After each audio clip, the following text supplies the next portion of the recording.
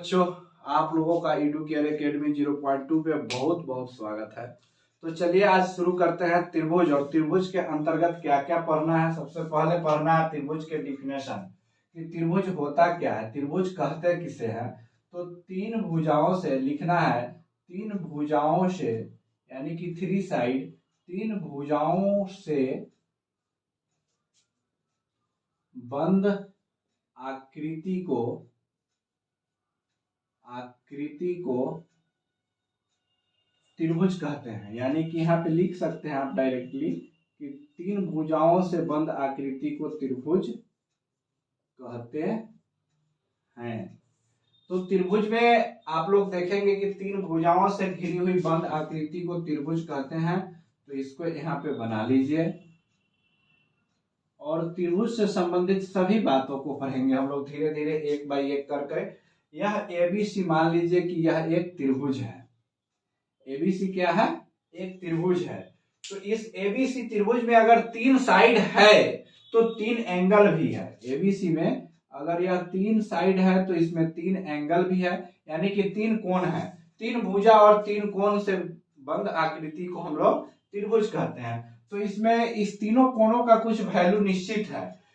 Side का value निश्चित नहीं है, साइड अनिश्चित है। वह कितना भी सेंटीमीटर लंबा चौड़ा हो सकता है। लेकिन यहाँ पे इस बात को सबसे पहले जो भी मैथमेटिशियन हुए वह इसके एंगल को निर्धारित किए कि नहीं, त्रिभुज कितना भी फैलेगा, त्रिभुज का साइड कितना भी लंबा होगा, कितना भी चौड़ा होगा, लेकिन एंगल का वैल्यू नहीं बदलेगा। एंगल के वैल्यू सिर्फ तीनों कोणों का मान 180 डिग्री होगा। तो एंगल ए प्लस, सॉरी ये मार्कर फेल हो गया है, इसको हटाइए। एंगल ए, एंगल बी, यहाँ पे देखिए angle B plus angle C का वैल्यू 180 डिग्री ही होगा।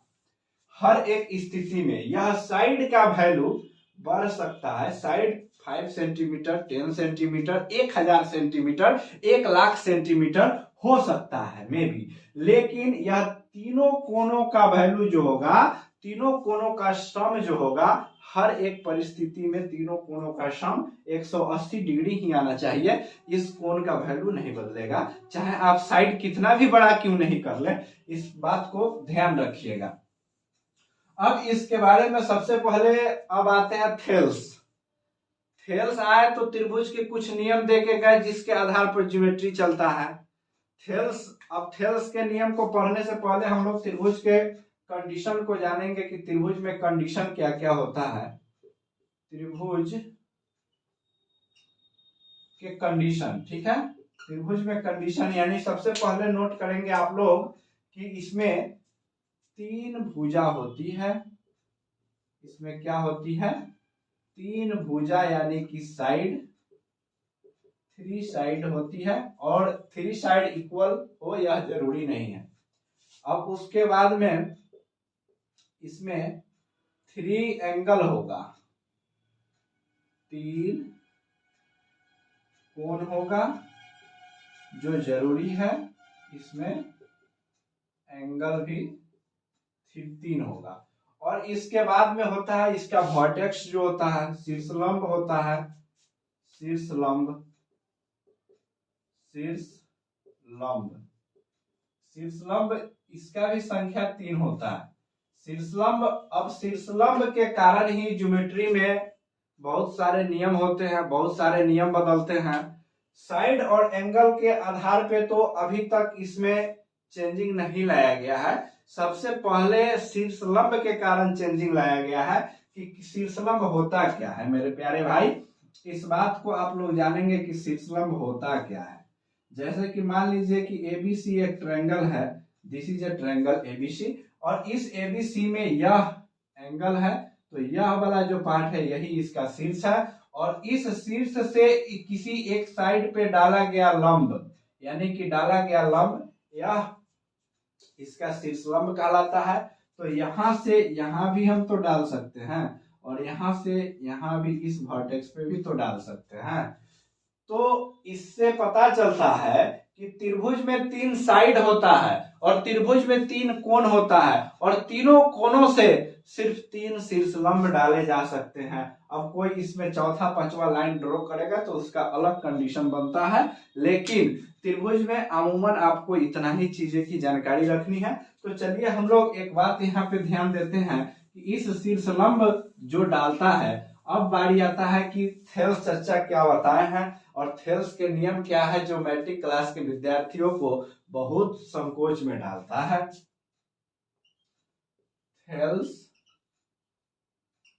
नियम, थेल्स का नियम कहता क्या है, इस बात पे जोर दीजिएगा कि त्रिभुज के मध्य बिंदु से मिलान, दो मध्य बिंदु को मिलाने वाली भुजा त्रिभुज को अपने ही रेशियो में डिवाइड करता है। यानी कि किसी, यहां पे हम लिख दे रहे हैं, किसी त्रिभुज के समानांतर, एक भुजा के समानांतर, एक भुजा के समानांतर किसी दो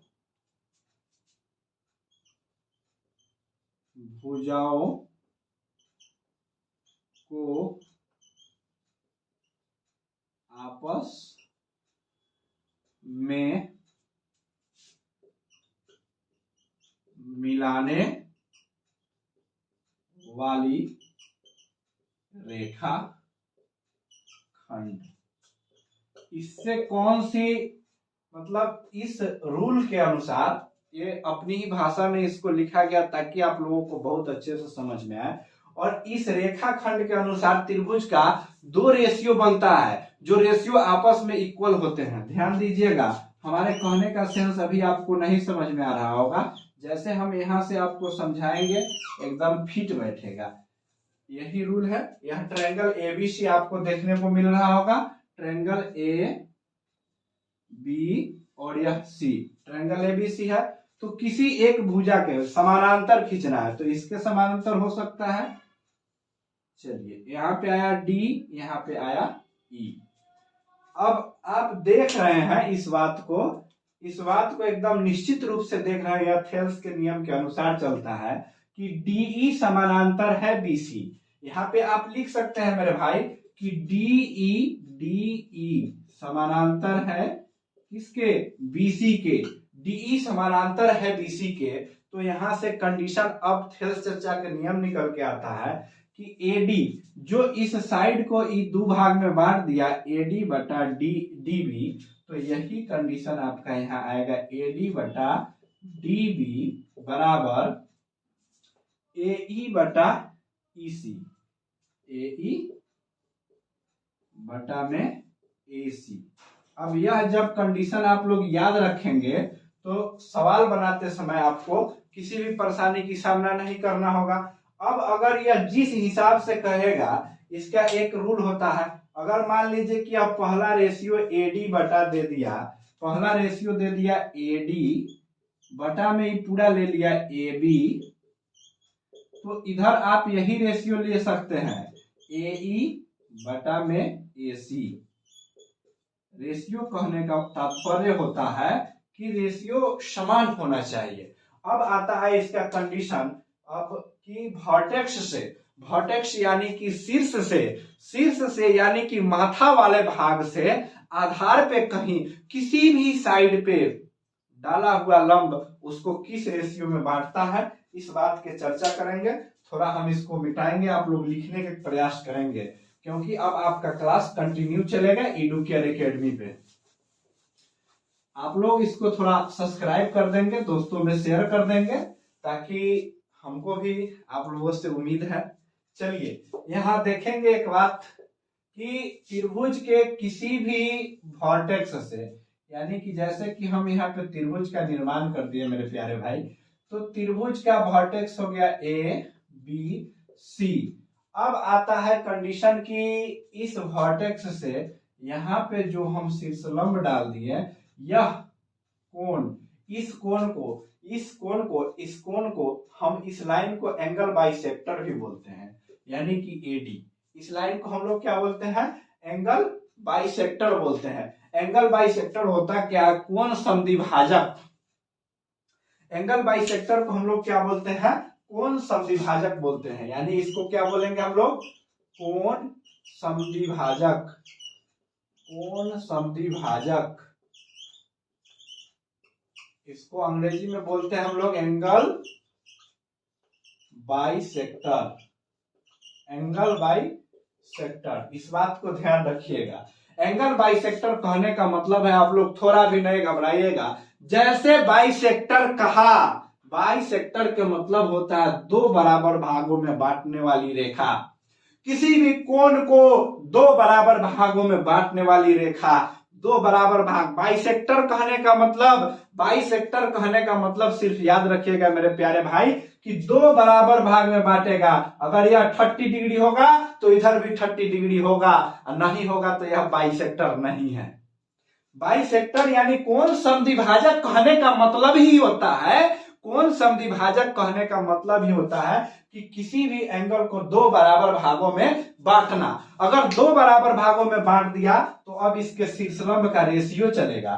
शीर्षलंब का रेशियो चलेगा चला जी, इस बात को जानिएगा। अब एंगल बाइसेक्टर के डिफिनेशन लिख लीजिएगा नोट करके कि एंगल बाइसेक्टर होता क्या है। एंगल बाइसेक्टर होता क्या है? एंगल बाइसेक्टर होता क्या है, इस बात को जानिएगा। और कहीं कहीं गुरुवर लोग तो बच्चे को कंफ्यूजन में छोड़ देते हैं। कहने का अर्थ और तात्पर्य यह है कि एंगल बाइसेक्टर, मेरे प्यारे स्टूडेंट को इस बात पे क्लियर कीजिए कि दो कोणों को, मतलब कि एक कोण को एंगल बाइसेक्टर बराबर बराबर दो भाग में बांटता है तो इसका रेशियो भी बराबर होगा, इसका रेशियो भी चेंज नहीं होगा। आइए इस बात को देखिए। सबसे पहले इस चीज को लिख लीजिए कि कोण समद्विभाजक, कोण समद्विभाजक, कोण समद्विभाजक किसी भी कोण को हमेशा, ऑलवेज इसका प्रयोग जरूर कीजिएगा, हमेशा दो बराबर भागों में, दो बराबर भागों में बांटता है। इस बात से अवगत होगा कि कोण समद्विभाजक जो हुआ, एंगल बाइसेक्टर जो हुआ, कोण को दो बराबर भाग में बांट दिया, इसमें कहीं से कोई लवालसी नहीं है चला। अब कहता है कि थेल्स चच्चा में नियम दिए हैं भाई, थेल्स चच्चा कि आइए रेशियो को बराबर कीजिए ना। आइए इसके रेशियो को निकालते हैं। चला जी, ये साइड आया है इस पे एंगल बाइसेक्टर, तो यहाँ पे आप देख रहे हैं कि इस बीसी साइड को दो भाग में बांटा गया है, तो बीडी का डीसी के साथ जो रेशियो होगा, बीडी का डीसी के साथ जो रेशियो होगा, एबी का एसी के साथ वही रेशियो होगा, एबी का एसी के साथ वही रेशियो होगा। आइए लिखिए इसको, और लिखने के बाद दिमाग में बसा लीजिए, क्या याद कीजिएगा आप लोग भी।